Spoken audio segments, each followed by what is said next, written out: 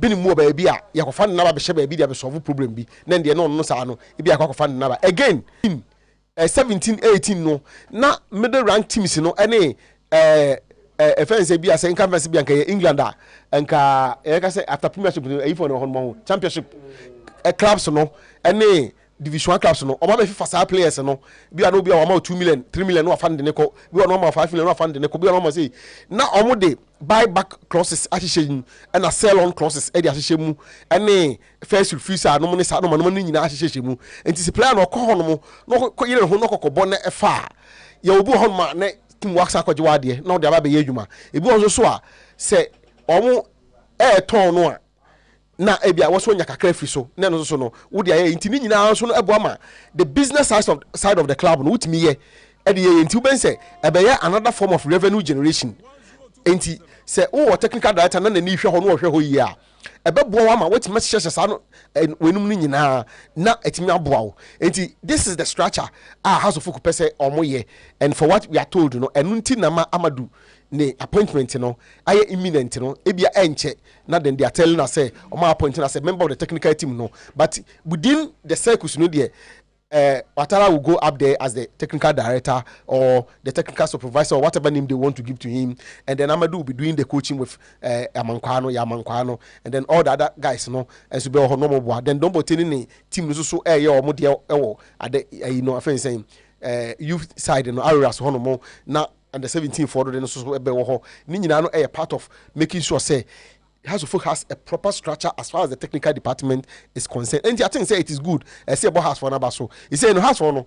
Omo ye no maybe offer with time. Be a force to reckon with.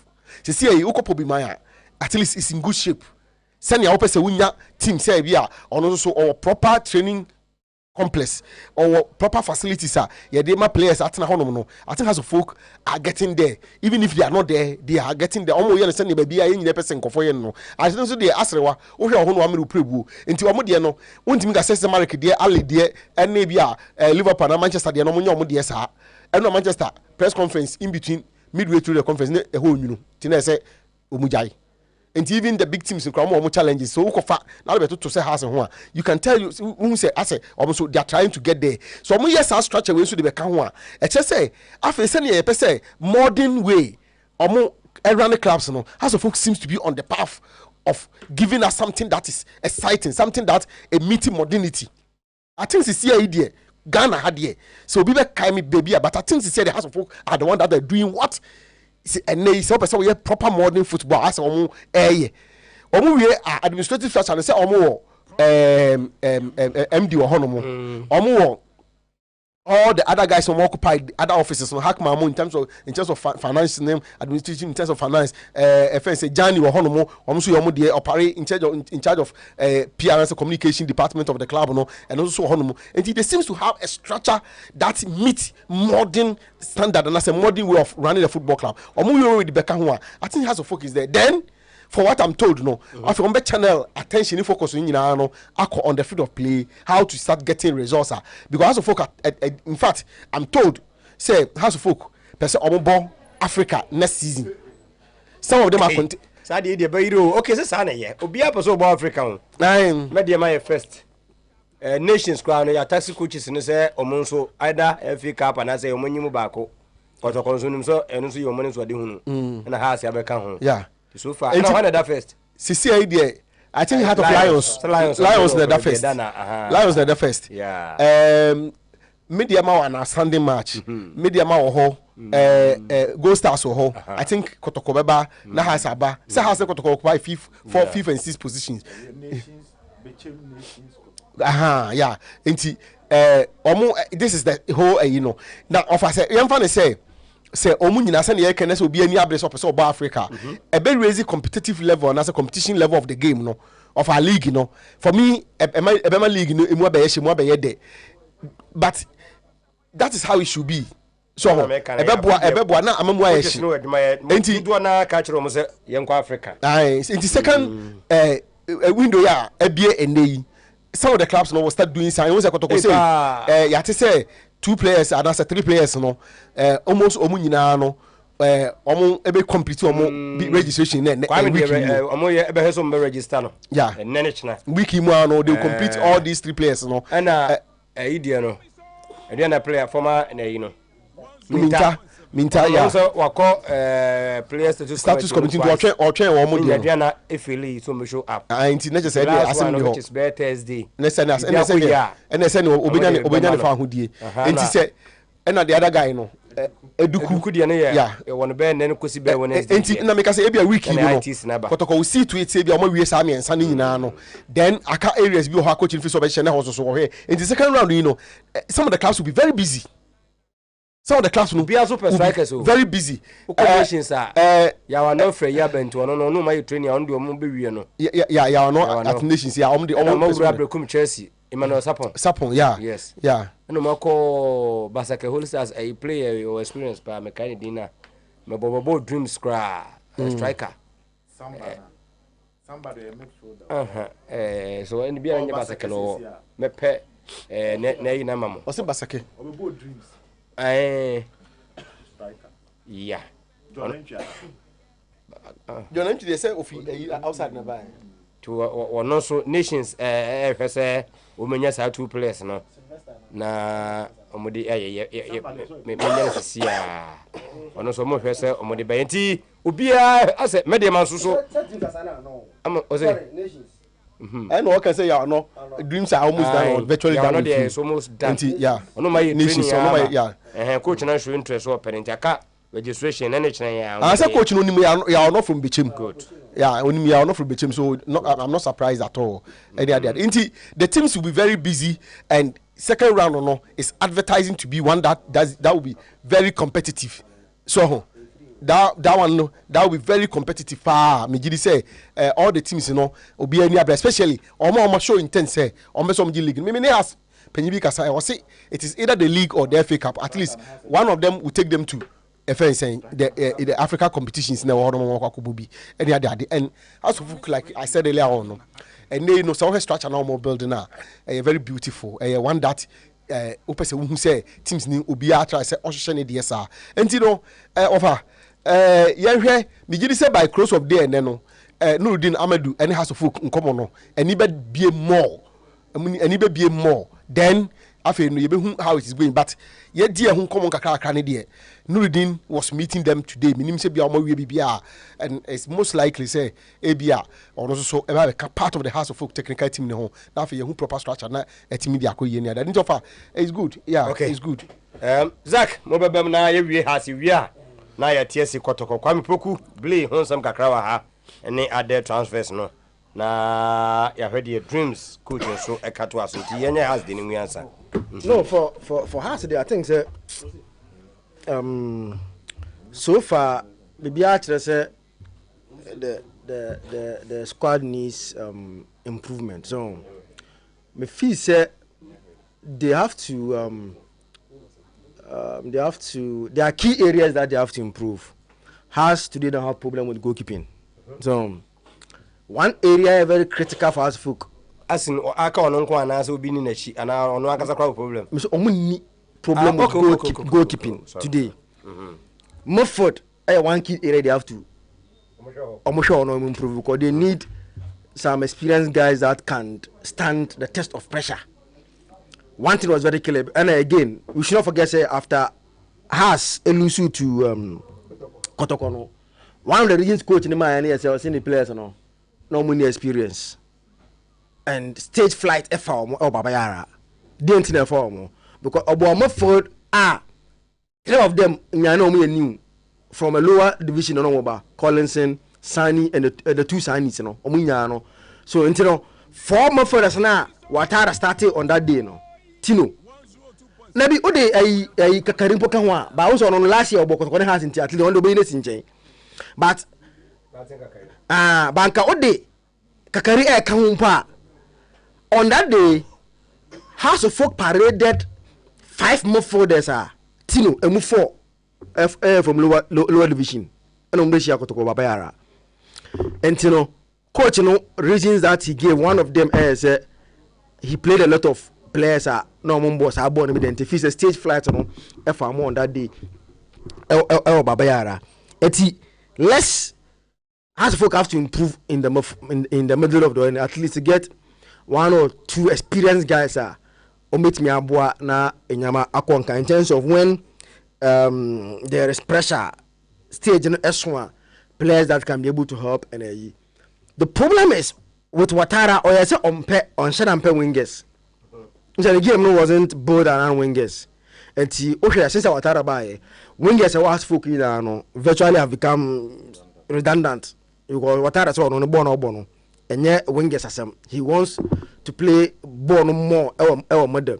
And Tiangas idea Abia with a new man coming end, yeah, I'm sure. So I know more decided and I say in the bed. Mums hasn't so imprinted. I know what did doing as one power. Yeah. No, who said what I don't want and I mean the kind of coach now what I or Nancy because coach now what I assure more or more idea we are seeing now be no about without wingers. Tino and the ball. If you are not playing with wingers, you are in trouble. The reason why you are in trouble, I say. And the football, I have too technical.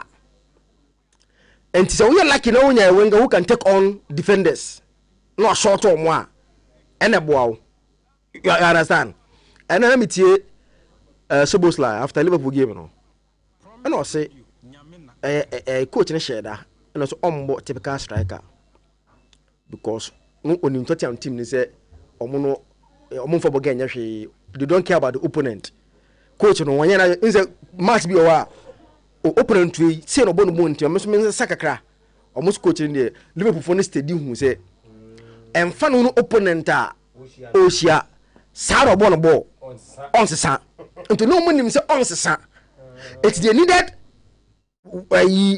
wingers number 10s for Diaz ba party mo pa yes also one follow more until them all follow no na mudi omachi ana mo ni say mo wingers o me sharp until mo follow ana Liverpool jibo na about to panyan we are in trouble tinama Midfield sin na so share goals no say they work no until na ade a Liverpool for video analyst and all those as they who say senior born because if they play striker Shaka no will keep them far Shaka no be omo push so because Shaka dey most in the strikers don't munya na ball playing strikers but so Diaz on the strike until you want to fall back and play some of the ball no atwa maba so I say in modern day football meaning say bia now omo play new head coach he would prefer to play with wingers until they have to go to marketer because as folk needs wingers that would change games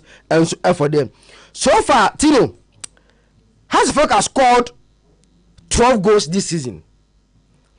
The problem a woman say I'm say a Ghanaian problem a Ghana nya problem because so far I'm say the was goals do in this current league Nations FC was 16 goals. Tino, you about how many matches? 40 matches. And it tells you the kind of league we are playing and how our strikers know omonyade.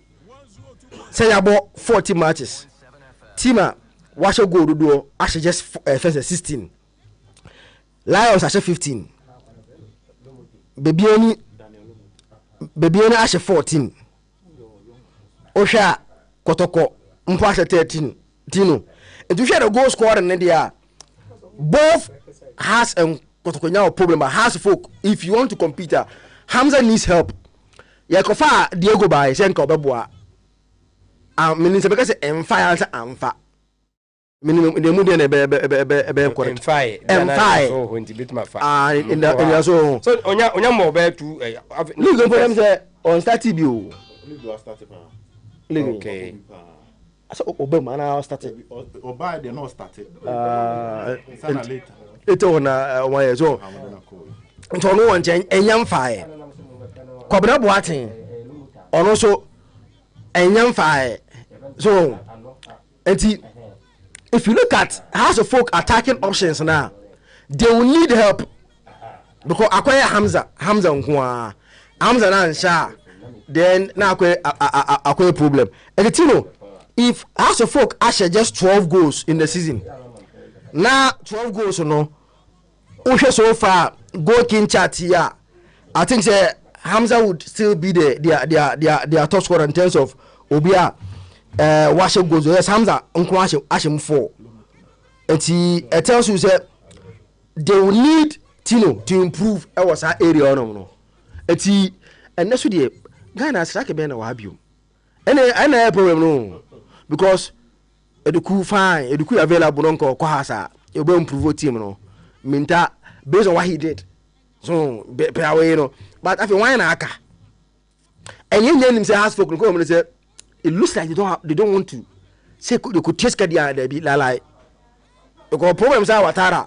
FSC on na no kwa postmart was say if you go to the supermarket okay I say uko supermarket now uko to the end the suppose say one during the season one house we went to the market to buy players.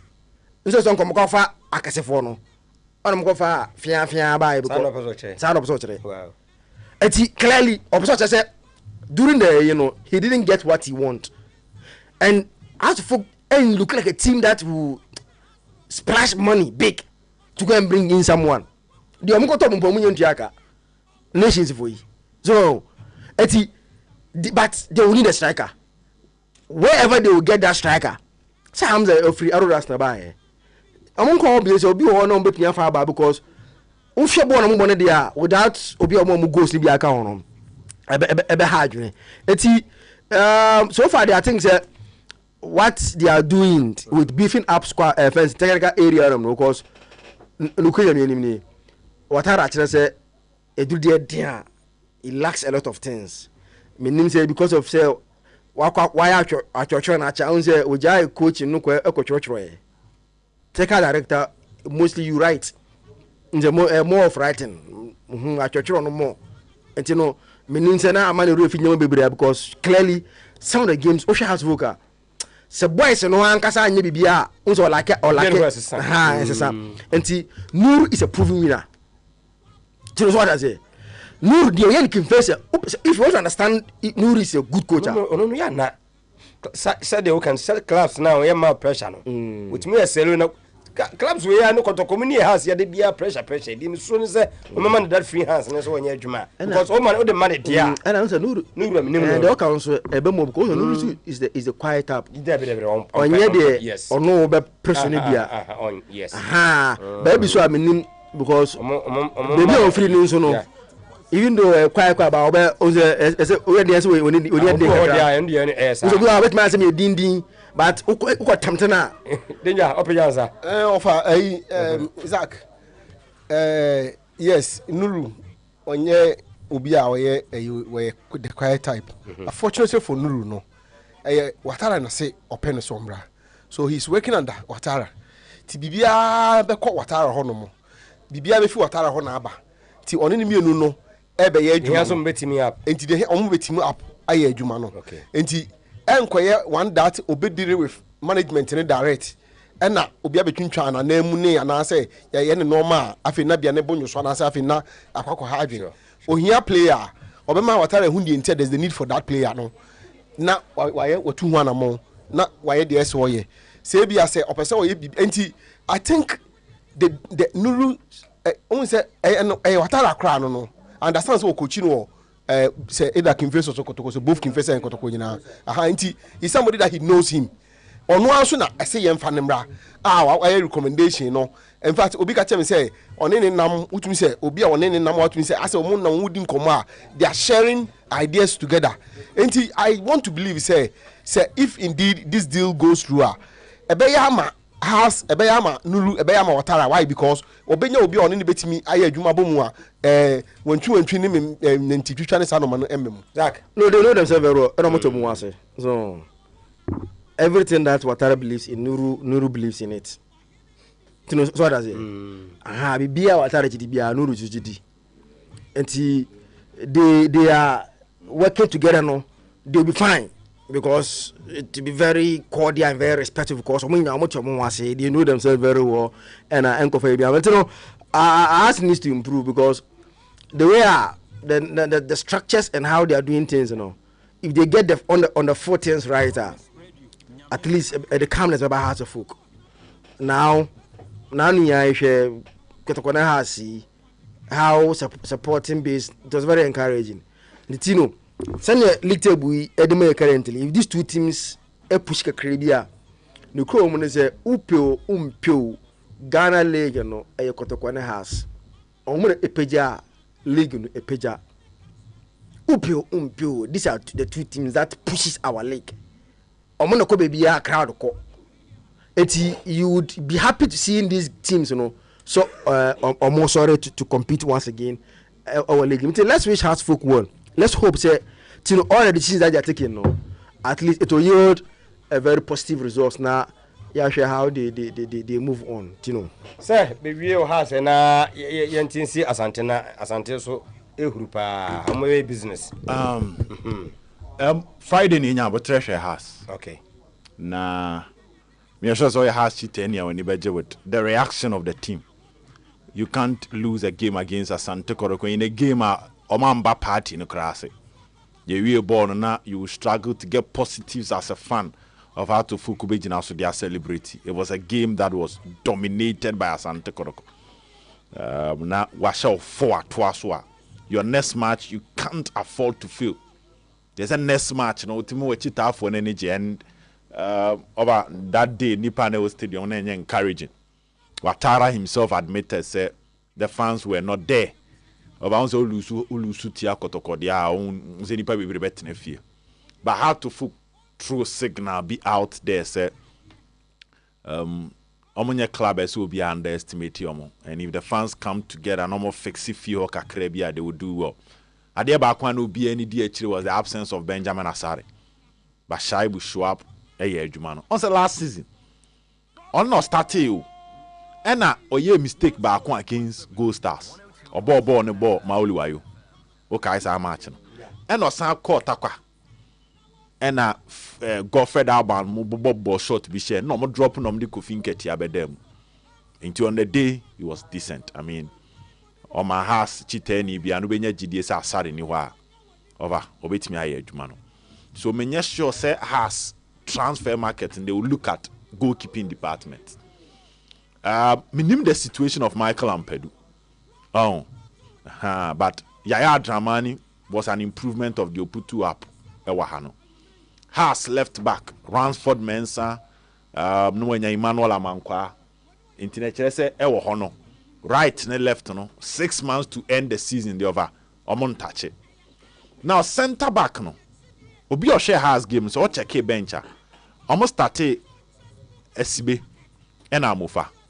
But on the bench, na Kunedu Yadomo bench. Na Michael Ewa, the unfine nations were bench. And na Opon Frano bench. Over.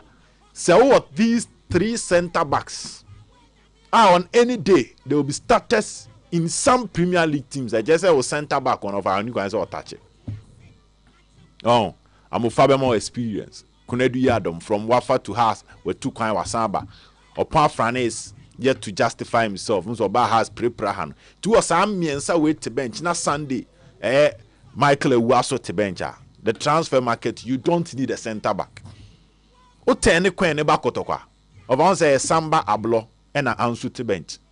Nti kotoko kran center backs na te bench no true center backs no. You say be the blade be boy chiri. House will be chain omo. The house will not have to touch the center back position during this transfer market. But the encore for can maturity in the middle. Yeah, oseko for those days in biwo ebu mfimfini ho. Obia ye bobo na nkasa ono nkasa san ye coach. E park na so boa coach no. Yeah. And then has here bi wo mfimfini. Collins in eje man of the match. Otoko nya bia na ne Blair na. Me can me so asem de yem fa to so. Otoko say NQ mature kakra. In team poor first season, but second season say afano. And a blaze so ho. Yeah, baba experienced ba. Into wait me manage no. But I said the end day, emu dampan kakra. Collinson won the man of the match. It's Chelsea. Okay. Yes, against Chelsea. That young boy. No. Into your say whether assist Nuruddin bet me aba. Over. So assist bet me aba. So assist bet me a warm me abe bubobia.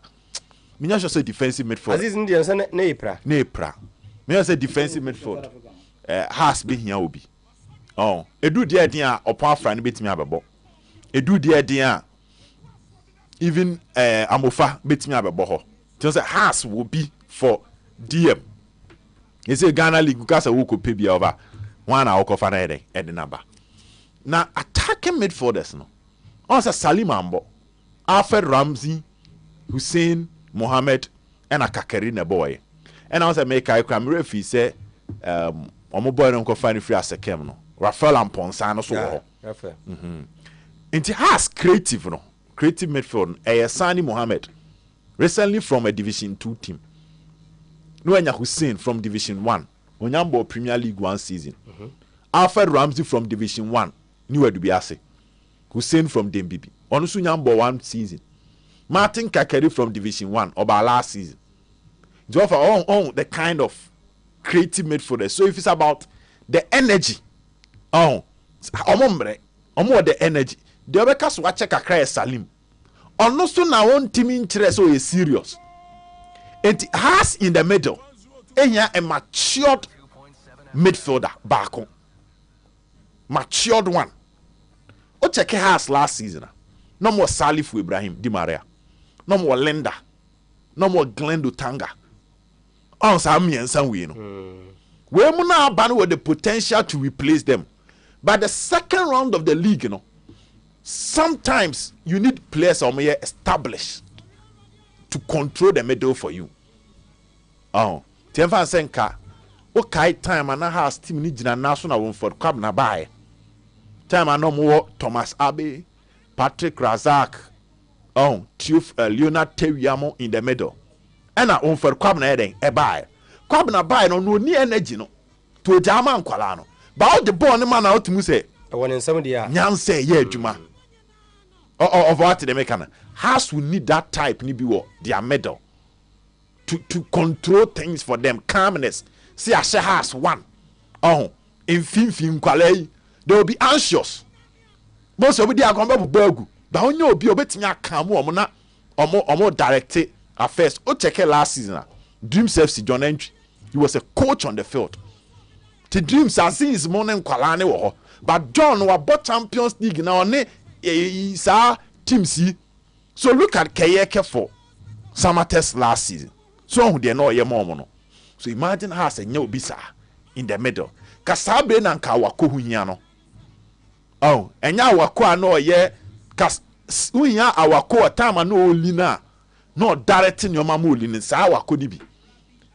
Time muntari ba house. Muntari kura ye tackle na wujina ho. So you need that figure ni bi ewo has middle for the numbers need your me okay. But sa figure ni bi no mo hia ewo mu finfin ho. Maturity bi sa nti no se me bo awako na me bo muntari mo na me ma John Entry mo sa standard ni bi. Why you can't save for Kotokono Division 1 for na yesen omo pamu bebre fa Premier for na eden e be shemu nti has hia ba ko bi wo ho. Then attack Kwabena Boateng she go against Chelsea. Hamza Shea Mauli eso twetwen bi ball bi fa nchen. But over they need another matured player. Ewo has anymore. It has in here signings bebre. Mate the set or say aspect. Whether set or say can live up to that maturity is another question altogether. If it's about the skill or what. But say on no bet me I commanded the other ones because on one kasano oba say ohia eyi kakra. On one kasa hia coaching kakra. Na onube lead. Inti that is what I think has to focus there. Ehia o mu finfin ho. It can even be their former player. Ebi ankomo former player bi offer. Omo ton no na ebi a waba baka. No aba be ginem finfin na or direct affairs. Kebi anfa so bi say wakasu. Ka wakasu mu nyemre a over. No akofa wakasu bi aba. One obetwe dom aba. And a two na nibre na ode bebo ball no. Emu ye den onim se ne boys ne den ebe movie. And they also need one sharp forward. Omunya sharp forward back over. I think the transfer market has is good to go because yen kan ino kesubonten yenka ya amankwa ba afimo yenhu omo crying this season nti saa two no bemu a one in the middle one ewa attacker because obekọ dangerous venues so only the pre-league bebo only the person pre points go send the last 5 matches offer no I save ebebo referees be intimidate you to when nya obi obeka mo omo down a bo say defeat ba ko tisi mu ana ato afa on Nuruddin over when you are taking Ouattara out you need somebody that understands the league sa de didi agro okofa broni ba de nti agro fo no mo bre no league no ntiase over ebia on call venue a ura stadium ane e de ense bro do mu ohun bi da wo tiase dressing room ura dressing na macho man gina na ye pia weni ref coach bi hu bi da wo enti broni coach no obehun sa da obekọ dressing room kra na he's now trying to recover from that incident na the tactics crash or the kokakra heading 2 broni coach beba no onim players nimpo oni say abrofu coach nim ko mba kra na the names of the players it mean dey be 2 months ansa no mahu omo how the players even operate but when you pick a local coach anya first time oko samabo ani anya first time oko techime ani and as a leader when I saw catch the boys no psyche omo for the tax ahead broni coach no nim honti den no be catch us ha ekoi amunye say but for bi o won to say Nuru a last season he was in the league this season he's in the league it's on kotoko be ba over he only the kotoko players no and to him how to assign his players together with his backroom to manage and have a plan for the opponent. I think Nuru will be the right choice. And you can say, yes, Sahansa. Now, somebody within the system can help out to folk moving forward. But sign an idea of I'm not sure so many here. Okay. That's it, Sir Hubert. Maybe I call a community. I'm quite Daniel. But yesterday I watched Hafiz. He's not better than Tinedu. Kotoko shouldn't waste money on that player, please. Live from Muchinglabak, Mankwa Daniel, ne dear, and no. House of Folk have a Subontin and Stephen Apia Asari, Adriana St. Mark, ne dear, and no. Obea Kofi, or say Edmond Aka told us he is the best football administrator in the country. What happened to him? Edmond, I had in Obey Edmond Diaba Musisi. Okay, young share a high. Or say, is he the same person who said he was going to show other teams how to play CAF Champions League? Okay, and he's play, and he's in the end he was a failure. Kati Ayala, Nedia, and another Edmond about part no na good young crow. Na me show we na. Memra akomia honomo okay nti yemra ati captain ebrani nti na mefa de aka no enwura mu na ba bia peso fa bia no na wafa yeye has de no ho adwuma no Kotoko Dreams FC coach Karim Zito say onlusu Kotoko ni nyina ne say players no show too much respect edema Kotoko players no do ka ho enema omulusu ye memenda no a omu edi nkuguo na say de transfer no to aso ne na second window no empanimfo abie ede atum na me adum a next year January 22nd na omo ebetum Kotoko hwe ne mu say in the absence of Albert Amua wakodi Black Galaxy no ene Kwame Poku ombehya ase na free registration no etimi akotru nti between ene china say ensure na nkotru dia huebe enu echina no na Kwame Poku bayi ede no aba betum tisetomu dia Kwame first match will be on Friday 6 p.m. na Kwame Poku abegina ni mu ho abehwe ede amakotoko nti Kotoko de no eno no na memfa Justice Blade de no ento aso ene also meeting between IMC and Justice Blade etime baso ni nyina na kogina ni sikasam sanse Justice Kotoko propose 8,000 Ghana na Justice Blade say omanamu ano flat 10,000 Ghana nti part 2 meeting na omoye ne no yebehwe se no etimi aboka ne no so yede no aba abetoa so e de amount we ene ne ho na finally bankroller for Samates Dr. Richard Century NSA ye national teams no I was say ye total reforms wo busa no ho say galaxy nkrai say nyame adom na yɛkɔ Nigeria wie ne yɛ ntimi ankɔ enimu a ɛmfa ɛna ya na ɔmo ɛfa ɛyɛ asɛmbisa wie ɛna wɔde Black Queens de mpo ɛde abɛka ho captain yenkɔe Yehova Madafi I think say we hear from Dr. Nsenchirin Zamana Walker. Your national teams, no, I think under this administration, no, we've said a lot of things about it. And the Ubia turns out to be true because they are just not performing. Because of you need a plan.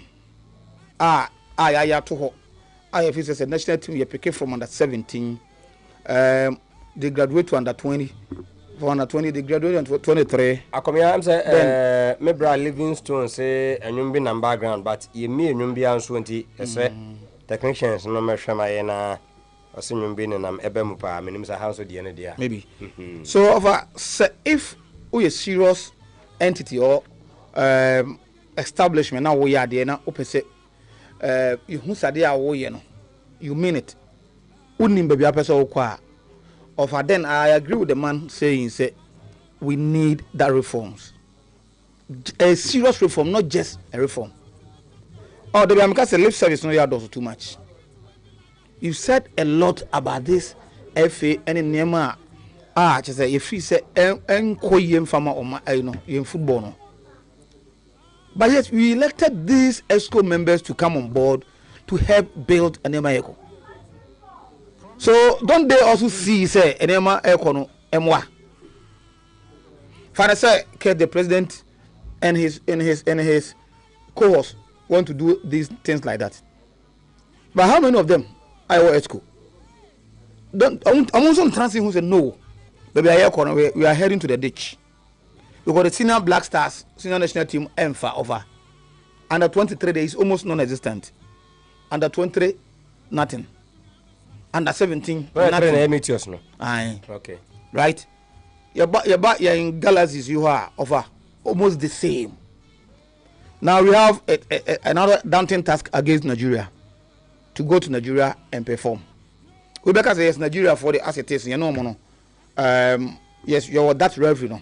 So be able to me see that, of course, I agree with that person. But say in case you just showing devil's advocate, your corner say offer and far. What happened to these galaxies becoming? The same thing I mind, so it comes back to the same idea of my yarn. It's at the point in time now. Some of us, advocates say, everyone the local players the chance to go to the senior national team. No, these are some of the things that we say. Nobody is saying a bulk of the squad and go the local. But say if you're a successful planner, you just say that yeah, you don't just throw them away. The next local African, assemble some players be. So you're called to just partake. We don't take seriousness inside your court. Now you person your court, Ghana. I think the FA and the football has suffered too much. The people who are elected there they're supposed to see to the development of in football. No? At least for once. So that now a man lady no captain no can no. So for once, they must listen to the public. Because Eripa exercise today the exercise turns out to be true. So it's not like people want to criticize for criticizing sake. You are criticizing because it is not working. And so if the Papa is here, I strongly agree with them. We need that reform. We need to take our national teams serious. Today, I make a say, because individual be. Maybe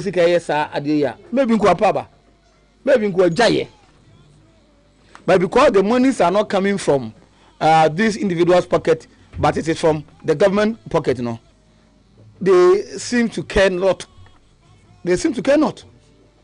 And we are hoping they will go to Nigeria and perform and qualify. But then it doesn't end there. Even say, what is the successful plan? What is the plan that is there for them? Yakopo Yakojini, it is finished. You throw them away. We start from baby near corners. So Ghana football here, the football in general here that reforms, especially in national teams now. Over Coach Nuru and House of Folk has been speculated. Whatever role will be taken on, a very good addition to House of Folk. Serious. A very good addition to House of Folk. Yes, sir, yes, he House of Folk a pair no. I think I checked. They had wanted to take him somewhere. I think about 2 years seasons ago. They only approaches be. And then I know it's quite. Mean to me say clearly, but then I think Nuru himself maybe not or maybe not doing that wasn't at that time on House of Folk. Maybe you know what project we are not person here. And I want to believe that the summer test job onOkrano by that and a house no in an normal pay. But the good thing is that any say Oba he come to work with a coach.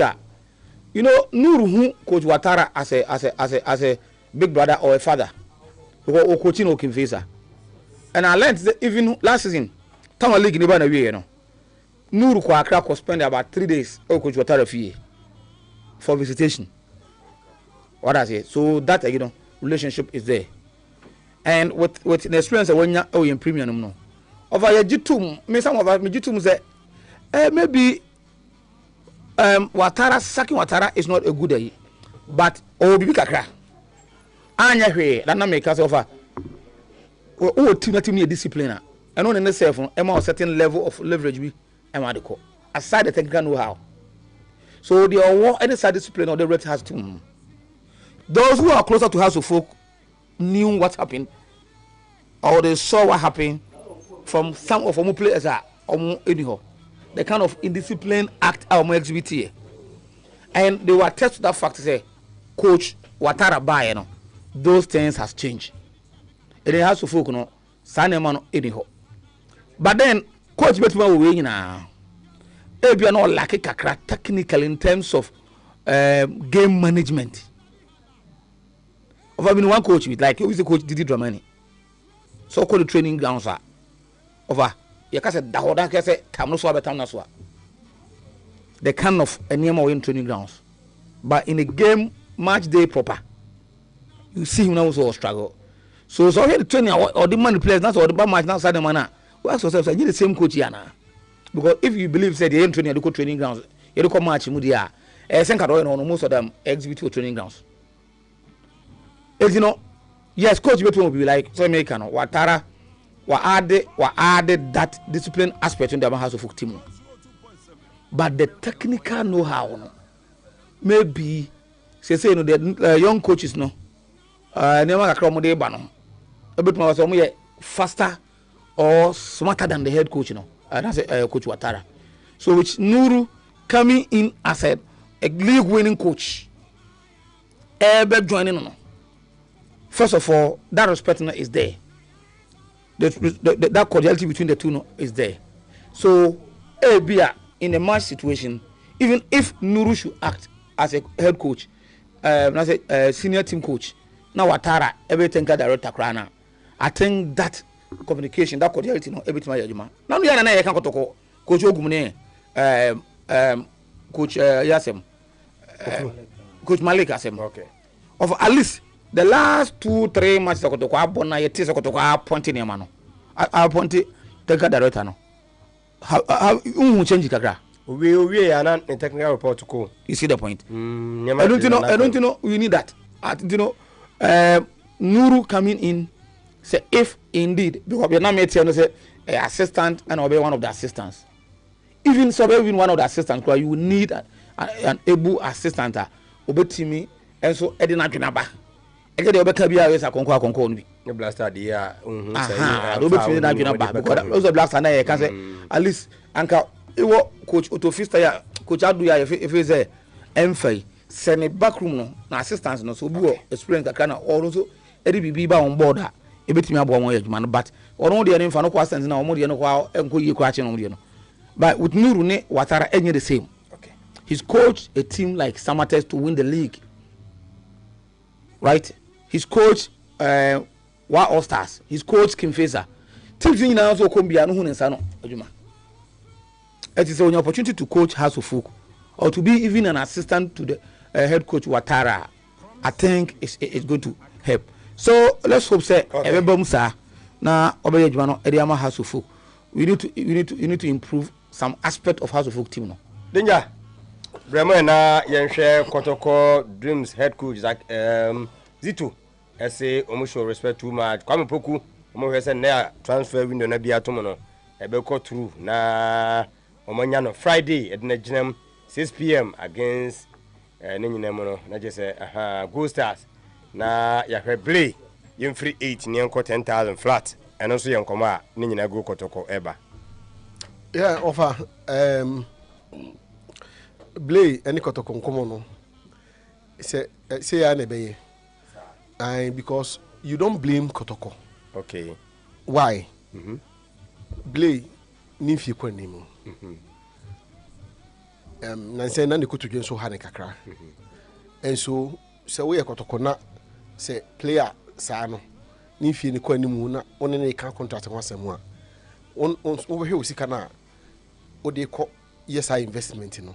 Enti ye betwemi kakra we try say because hono de twema ne yes no but can say anen say there be obi higher na is can bo so na yes no on say yes no na me mema 1 year ono so me pay 2 but can dey beyond mema we me pay 2 years no e bo so a e bi na ye ka from 6,000 to 10,000 so we Kotoko be gina 8 and no say manage flat so we Kotoko na ye mfa na say Kotoko agree so be 10,000 no say o ma no 2 years contract a 24 months calculate here I just say every month bia no say okabo mu I just say 24 months no that is the amount of money odi ba betua de ama no now and now say nimfie ni kwa animu nti no opra e be chance na recover and gitum football injury ho e bitima ba training cry it me pra and so opra e bitima chance na waba beyond that no obu ho no mo a he play for contract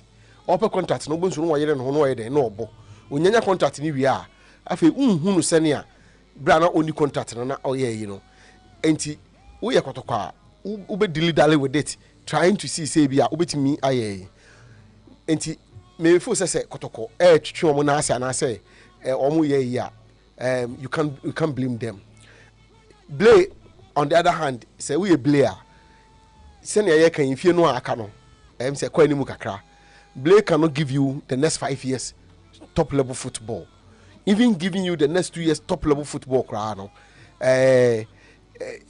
obey no ho but enyem rest am machine na sen chese ye de no call no normal position one de obopa and we dem fan say wait me ginam season aka ho na ya what happened to the next season exactly enti so we Kotoko a obehwe te say bia nka ye man bia 1 season with another additional 1 season so ho obehwe won say sa contract no 2 years but enye flatly 2 years and 2 years I say we dey 2 years so man 1 na bia 1 no am fakra na say who say diminishing returns asset ina the other one no opa no activity person on activity na obi akọ ne baby say do hono na say still no oye adwuma no sene a etie pepepa na we di aka ho blaze so say na make no ono ofo say yes enyino no e wo hono mo say oyire no ho no timi enya 2 years he's assured of sa monthly way no for the next 2 years no enti in football say bibi kosim say na ba na say bia for one reason or the other no ontimi mmokra no a na je say ne o hono mo a sa eno no betimi eden etimi betimi dey eden e dey abo no enti you also not blame Blay say ono so all twino and I will try say obey fight for what he think he deserves of ampacho so what he say enti at this stage bargaining Kotoko are trying to get the omfo say omo no say omo de sa player no a emma omo ho enchire omo too much and I say investment na omo ye into him no enkoba say be why invest na afi no returns na open no bibi nti wantimi enya Blay so efo say so so timi gina mu anu yire na ti say ye ka 10,000 say ye 10,000 ampa na nya me ye na dom no timi pushi he's a supporters player. Supporters in the penasem. He's giving performance. Indeed, say we 10,000 now. Game we are not in socks when you are sick. Yeah, and he said, the performance now, man. So we 10,000 and can share the new sir. So even quite believe say because I see a man even more than that. The can share the new sir. It is say, or you consistent for the next 2 years, sir. Also pay the also obey onya. So when Timia come back one on it, so when Timia and team for be more at least the obey aside no or neko to go to Kwanonya 3 months visa. And a son say okoye for 2 5 years.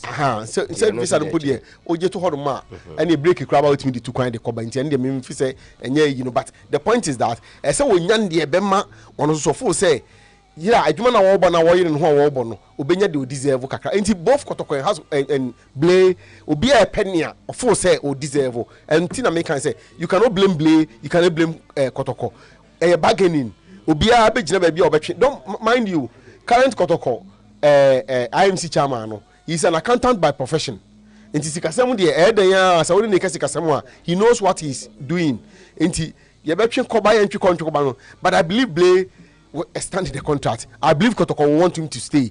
I believe that they will come into a certain agreement and a certain conclusion.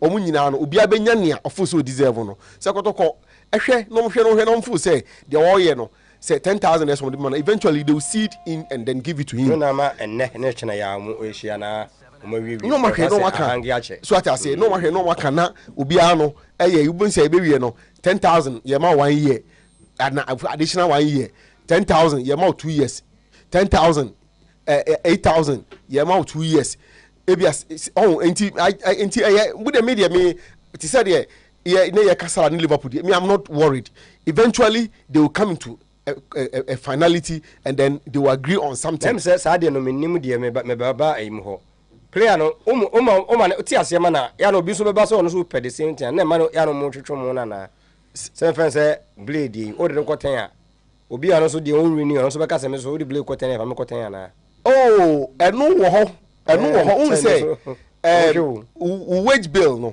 un say at any given time bia no and here kan ebia ye Blade pa ebia that 1 or 2 players have been so no so ben the expiration of contract no say team no if we say ope omo a omo so they will come talking and oba obeke Blade ye no ebia on ka say man the same 10,000 no but say ojina 4,000 ojina 5,000 we say no so push ko 6,000 7,000 8 ho no ti say ye mfa ne say wo players be 5 6 7 10 wo ti omo 8 or 7 to 10,000 would they look at the amount of money no nti wo be wage bill ti na make say Kotoko I say the an entity no on be krokra mu be twetwe kakra edu be na omohwe na enye ya na mo hia player na almost be jemu Blaze so as ono so an interested ya ono so for say it's about the interest no ono so ebe krokra mu edu be no so hwe e bia they will come into a certain common agreement be then two teams no aye offer me wie no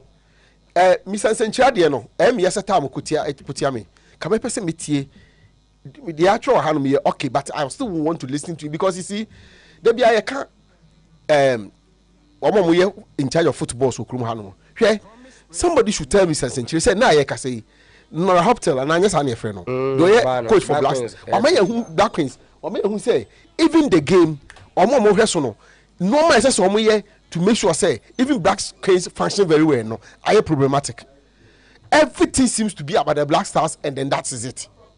All the other national teams, nobody cares. Chan for ya, or mobile. Nanu ina, ya mo ko to ko friend match bio. I know ma, no ko to ko before. Nanu ye, I'm born Nigeria, born ya mo ko to ko friend match bi. I can't count how many friendly matches I did to get them prepared for all this important, Enti, minini ya adwen say attention must be paid to the other national teams, Say the beya omu nyina so obe perform because enye Black Stars nko in any case anka these national teams are supposed to serve as feeder clubs to the feeder side and as a feeder clubs if you like to the national team but ye hwe ni ye enti menene ya adwen e okwa bi so ba sometimes omo twa made ni say ansa na ya no makasa ya na ha adwen Jack, over 3 minutes each. What No, meanwhile, this issue should be solved as soon as possible. Nana, because Bleno, since I go home, remember you on no, ne lifestyle has changed you. Yes, I say. Oh, and I said, when you come engineer the stamp is more pened them hour. I've won anti class and Kruma. Ukasa is our near the because any moment future where you've secured your future. What's secure future? And it's such a person, no, on a deal. If Kotoko things that I mean, person my JDs and no constant or to train. Men can't say like, perhaps say such a person only I was who push like who show your seriousness because I don't know only be able to lose again. Minister of Young Ireland, only be able to lose. You can first nanka what like one and there only be able there or young coconut fee. So, what does I've idea? So, one sign here, open the fee or floor to play na ko. What does it? At the moment, we hear no obo. Ah, we hear no obo. The open winyan, unyanyamo. And Tim Fee at least Kotoko should push more. Na at least play. If BBN once because if Kotoko wants to win the league, Nuko say I feel league you know. Based on the ACC, you know, Kotoko has if they push a little bit, they can easily win the league. Because so far teams now on combat high win now, they are virtually not performing. So Lions, Pandu Hondo try to win all their games at Pandu. Omukwa Rose omutim kwashe. Eti but no difference no enye mebre bia omo points you know. It's I think that you know meanwhile it should be now next month ya contract na end. So eti by now they should now I know as at last week say Kosi told Blay personally that Ombesiano. But before has no munyensiano before Omboko dreams is no munyensiano. Yeah. I know say the meeting the meeting have to come on and the manumi na omunyensia then they will see how they can solve this issue whether you sign on sign and say any year the coach can quickly plan. Very good. Or plan B. Plan B. But man ko say ya na win go close you na anye ye so antana you are coach plans you are but moment to me no be kwa why na be so it's no I'm try no solve fast okay say well over play a simple so we season if you have any doubt about 2 years 1 year find a way so be we season oh so aka no so ka no eno so ka ho mo hwe say no de ha ono akra hwe so betima wie ansa na obekwa o de so wo hwe na sika 7 be year mo de mo agree on a figure betimi the we season titia no the ombo we season next season transfer window no is big on say the perfect plan is enka utimi man be a 1.5 oh 1.5 next a half ni be we you can say this season yeah na one night next season full season say man say Kotoko Africa kra na onim say wo bele a obetimi nako and the target this season is to win a trophy 2 win here the experience obetimi the aboa ama de dey o de akwa Africa then after that kra na mo temo tetia and then na there randomase but the kra the end the season here what I say abanka obenya nka 1.5 half a week not the way so they must do it on say and now Kotoko supporters na share have fees it's common e bebre fees no on about galaxies ni bi okay and no Bobby fees Ibrahim no and no me sure say na expectations no sort of me one perform poorly amami and so be no against Nigeria the selected and I be players on no bo ne club no ne hwe de no mo be share wa no so asem ne say Nigeria league ne bon a mo bo Africa ne ade no ye players ye so mo ya ade ne ade o ma ba o enti obi gire mu bo a o de wani hwe na enye dreams nye bechi match ni bio and yesterday he was okay for me ebia $50,000 nen come on na because $50,000 there also but Trump no so hwe ne say oya kola what you say oya kola into a ton kwa bru chire a obetimi ade a chen $50,000 so what you make can say But don't say in negotiation you always need a backup. Backup near say Tina do ho. Last week Solomon Sai be nya bi boy. Oh, and a play ho. Enti se o ma wa nkosu anyina akogu ade ba akoma ni po be mia ho. Tina du so nhunu so. Ontimi mbo enye so onya ade o. Ma coach na wo paniya na die. Enti se no. Ontimi nya ade a wo de charge no. Oh. That is why I'm saying can they blend me on your season. Na FA Cup no, ye Martin do e dey. Yes. Obetimi a justify no. And okay coach ya wo yen sir. FA Cup they blame the same boy. Oh. Yeah, how ni. Now because accelerate second division there. Accelerate second division there. Future stars. Abi blame age adru now that's only the boss Future stars they say Oma Tinedu. I'm ready and slot tomorrow yeah. Because January FA Cup no. I think first week or something. FA Cup no. To cut accelerate. That's all Martin Dubo. Ni ehu se obetimi be a chance because almost sika no eni ho sa nti o spend and it should be calculated. When you have an option you don't spend. Because and the left back be a kotko pe. Ogusima me now so lines in FM 0536 1616070201941941461. Enti over that is what they need to do. Blaze should stay. Nothing do bobo FA Cup near here. Na ebi ase Hafiz no mu miamu a na ebi abetimi atwen to sama na ene ed wakọ akofa no se won finfin ho no se creative midfield abaako na ade ba be ka entwi ne yaya ho a na ene o ko because sika no January no o so obeto de bato e so he sika no eden ni left back wo ho obefa bi ya me poku obeje dollars kakra eduku beje minta beje ti it should be calculated when there's option you manage. But I say Obed 0536 161 607 0201 941 my brother Eric Mafu from Accra Shamai also enjoy show no nti Eric. Good evening. Good evening. Now me bacho ball no I Africa for your ball. Etimurofo no de ani ano mu hwe bia na so ni coach kwa amafunya bolo pa yesu de nya ne boom ti coach no ya no mu hwe bia fi ball ma ball nyefe